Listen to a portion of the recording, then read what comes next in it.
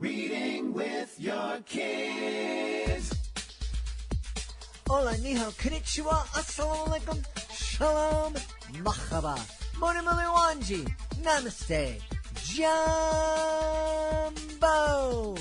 bienvenidos. Hi, my name is Jedley, and this is the Reading with Your Kids podcast. We are coming to you from the beautiful neighborhood of Reedville in the southwest corner of Boston, Massachusetts. We are so delighted and so very honored that you join us in our mission to help all families grow closer through reading. Please be sure to tell all of your family and friends about the show. Please be sure to subscribe to the show on the iHeartRadio app, on Spotify, Apple Podcasts, Amazon Music, Stitcher Radio, wherever you find your podcast.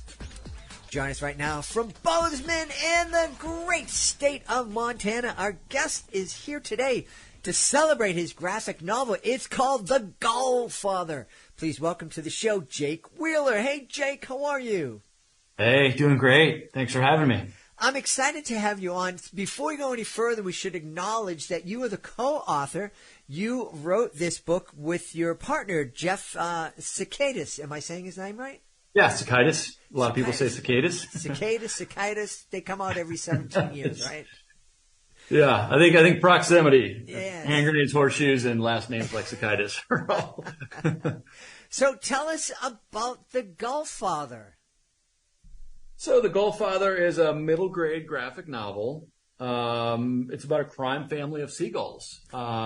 We got the idea actually on the beach on the East Coast, and we were watching some seagulls, and we saw how comically ruthless they were, right? And how they strategize. And if you're on the coast, you know seagulls well. And the idea had kind of popped in our head about the name of the famous mobster from way back in the day, Birdsy Seagull. Uh-huh. And we said, oh, how about Birdsy Seagull? And he's the crime lord of this whole family of seagulls. And it was just a funny idea. You know, we're kind of having just some fun with it. And Jeff and I had worked together for like 20 years in comedy, and you know, we hadn't had a project together in a while, so we're throwing this around, and we said, well, maybe there's something here, right? Maybe and we're voicing over the birds, and we're kind of making up this gang. And then we said, well, instead of the Godfather, we should call him the Gullfather.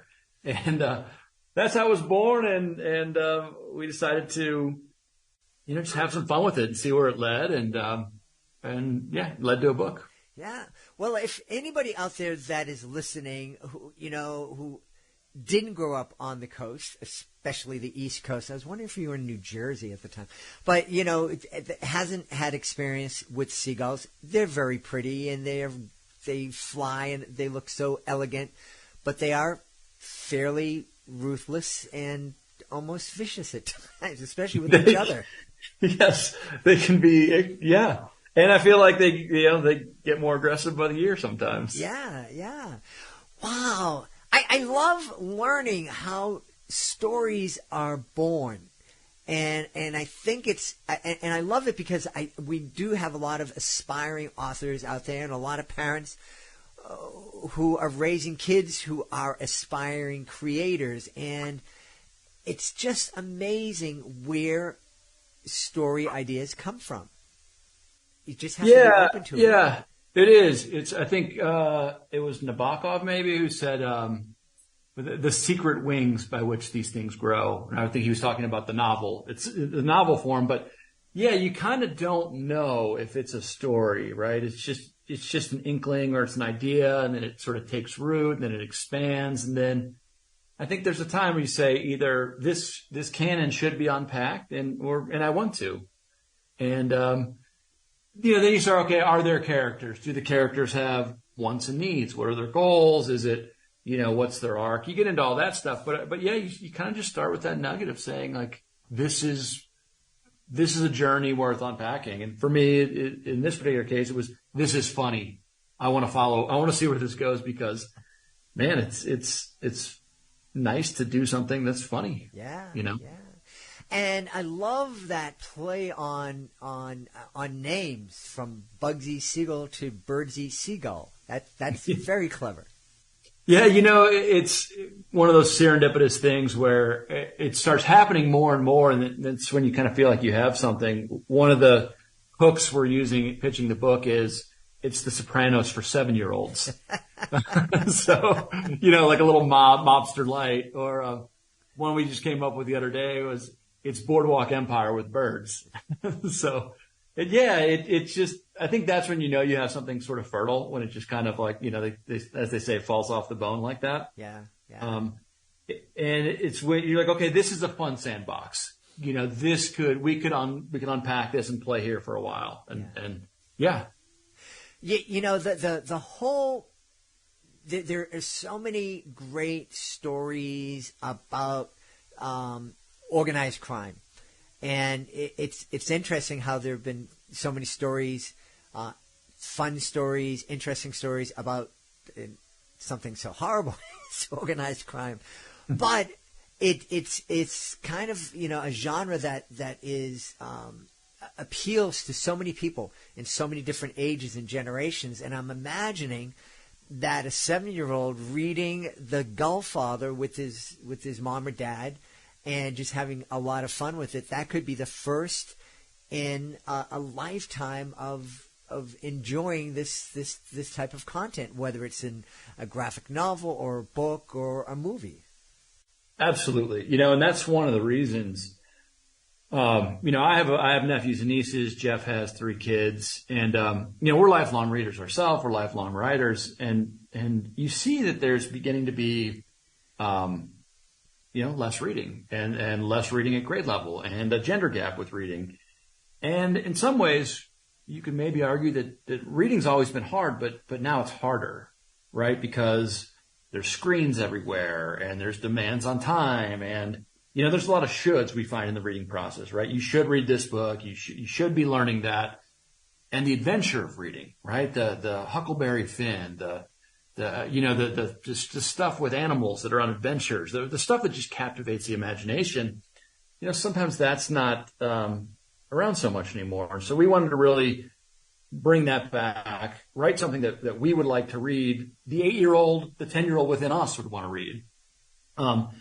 And like you said, a kind of a book that a dad could read with a son, right? Sort of that Pixar formula where the parents are kind of happy to see a Pixar movie too. The jokes are there at all levels. So in this particular one, the Gullfather, the parents who have watched The Sopranos or seen The Godfather or seen these other things, they're going to get some of these jokes and some of these, mafia, I don't want to say stereotypes, but cliches and jokes that they're touchstones to kind of adult culture, and then the kids are going to get something too. The funny nicknames and the kind of the silly hijinks, and it can be the not just a way to get the child to bond with reading itself, but to get parents and children to say that reading can be our activity, and the parents can say, what happened in book 3? I think that character.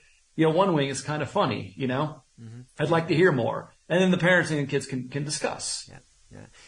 And I love what you said about helping a kid bond with reading.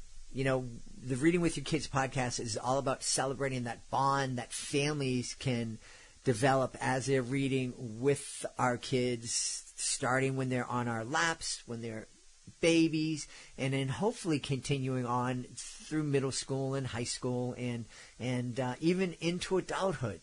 But it's in creating that bond with our kids by reading together, we're also helping them create that bond with reading. And I don't care what new technology comes down the pike, reading is always going to be so very, very important.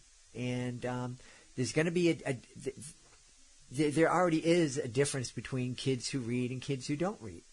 And kids who read have an advantage. Adults who read have an advantage, I think. Totally, yeah. Which is what it does developmentally for your brain to have to just process this much, and different types of memory and processing are involved.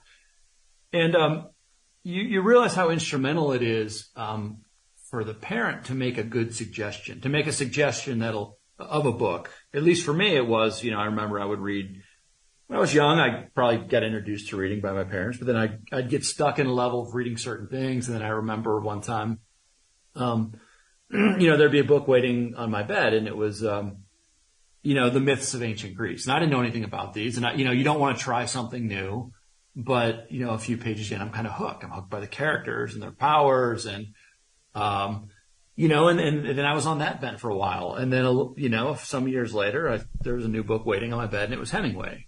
It was For Whom the Bell Tolls. And, I was happy reading myth and King Arthur and all this stuff. I didn't want to read something modern. And, but I did because it was waiting. I learned to kind of trust the suggestion. And so I think that's one thing parents can do, right? It's saying, okay, how can I open that next door? How can I open that next door? And it opens the door to all kinds of reading. I didn't just read, Hemingway exclusively after that, but I was open to different things. And I learned, you learn to read sort of themes at a new level, an age appropriate level.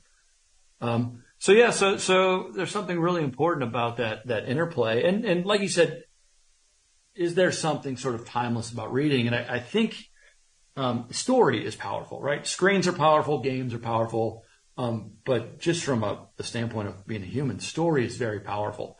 And a good story can actually take a kid off of a screen. An adventurous story, a vivid story, a colorful story with great characters. Maybe it's this one, maybe it's a number of others. Can pull a kid off the screen and say, okay, yeah, that was. I liked that. That was fun. Yeah.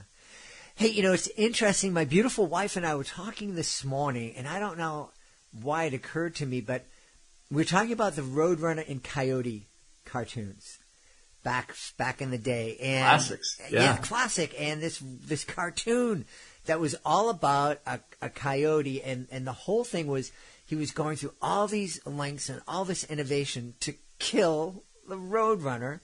And, and it was just silly, but I don't see that being able to be produced these days. That's one of the things that we talked about. It's like, can you imagine, could that cartoon be produced today and be out there? How you mentioned being in comedy for 20 years.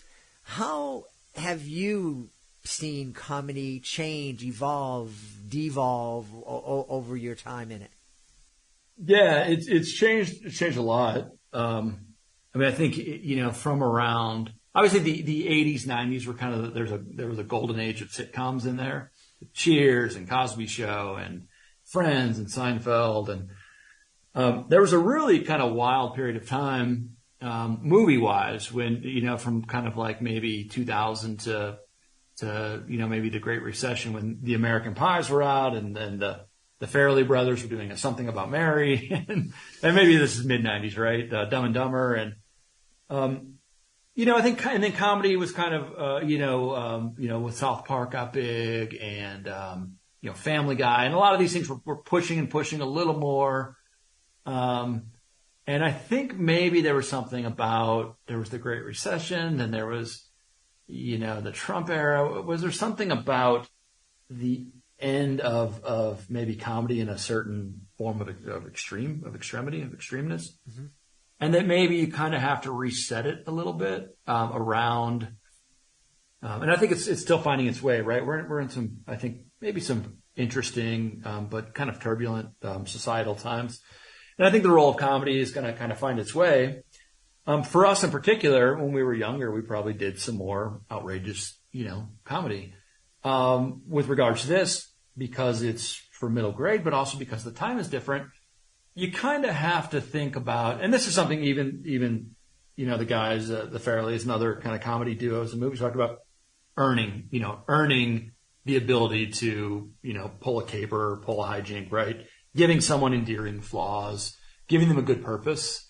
And if you anchor your world in that, right, this character has good intents, or this character is flawed, and that's why they do some things that, that maybe they shouldn't. And they're not terrible things, but they're, things born out of a feeling, right, of loneliness or, some sort of lack. That is kind of maybe where some comedy plays, right? It's a little more, a little less, I think shock is kind of, hasn't been in maybe a decade, And so I think it has to be a little warmer, mm-hmm. a little more, and I think you see in a lot of comedies like Ted Lasso, right? very endearing character. But you don't have maybe these straight up comedies. They're sort of woven into a very interpersonal arc, right? With a lot of growth. And the comedy in that sort of growth arc are maybe more intertwined than maybe back in the day where it was just a joke a minute sitcom kind of thing. Mm-hmm. Mm-hmm. It's interesting. I do, and I've done educational magic shows for 35 years, and lots of dumb dad jokes in my show. But love dad jokes. There's one self-deprecating joke that I did for years, and I would show an empty bag. I was like, I want to show you this bag. It's empty, just like my head. And for decades, it got lots and lots of laughs. But now, it doesn't get any laughs. There might be one teacher in the back that will laugh. But what I get more often is a little kid will, your head's not empty, you have a brain. And I'm like, wait, what happened here? We're supposed to be having fun. Yeah, yeah. Well, things like, the classic, Chevy Chase stuff where he's falling off a roof. He's, it's, I don't know, maybe there's a sort of an awakening of a sensitivity, right. And there's good and that comes with that, but change, yep. some things that maybe we were like a Roadrunner Coyote, right? Or like especially anything, those cartoons from the 50s, 60s. Elmer Fudd would be walking around with a shotgun. He'd blow Daffy Duck's bill around his head a number of times, and the Roadrunner and Coyote's always got Acme explosives. I just don't think that plays anymore, right. Because of, the world. But yeah, I think what's interesting to me is you can is that it opens up new exploration to say, okay, what's the role of comedy today? How does it bring us together in a time where, it's kind of driving us apart a little bit. There's people that say, well, people are complaining about this comedy. They don't have a funny bone anymore. And do we just fall into different camps? I mean, a lot of things are subjective and there's a million kind of, genres and stuff for people. But broadly speaking, right, I think for a long time, the sitcom especially, we brought these characters into our living room, right? We wanted to live with them. And it kind of played that role. We wanted to live with the Cosby family. We lived with the crew at Cheers. We lived with Jerry's apartment, and Kramer was our neighbor too. And, what's the role now of I think Ted Lasso was maybe, got 20 Emmy nominations. And I think for that reason it seemed to touch something that humor and decency can go together, and it can maybe bring us together in this way. Mm-hmm.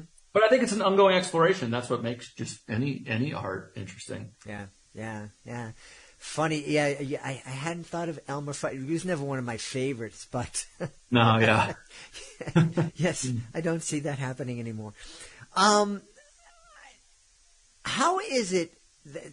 I'm really fascinated with partnerships, and you and Jeff have been making comedy for a while, TV, picture books, graphic novel.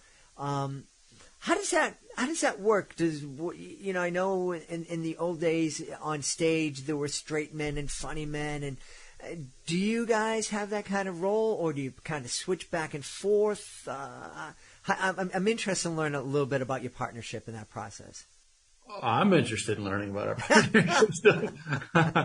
No, we went to college together actually, so we've known each other for a really long time. And, it's something that the ability to have a partnership, I think like any kind of like marriage, is something that you sort of grow into. You get into it when you're young and you think you kind of know it and you have all the answers. But then, I think when you're young, especially young creatives, you don't know maybe how to balance things.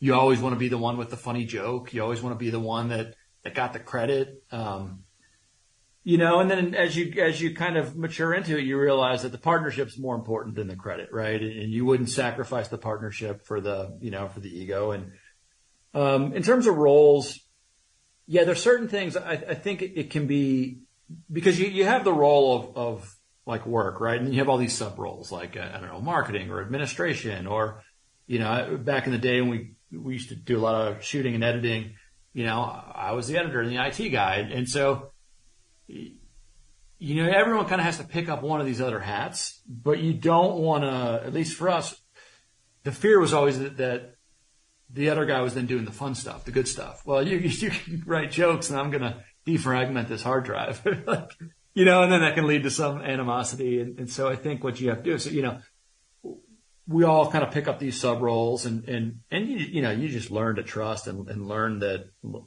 they're going to pick up slack for you and you're going to pick up slack for them.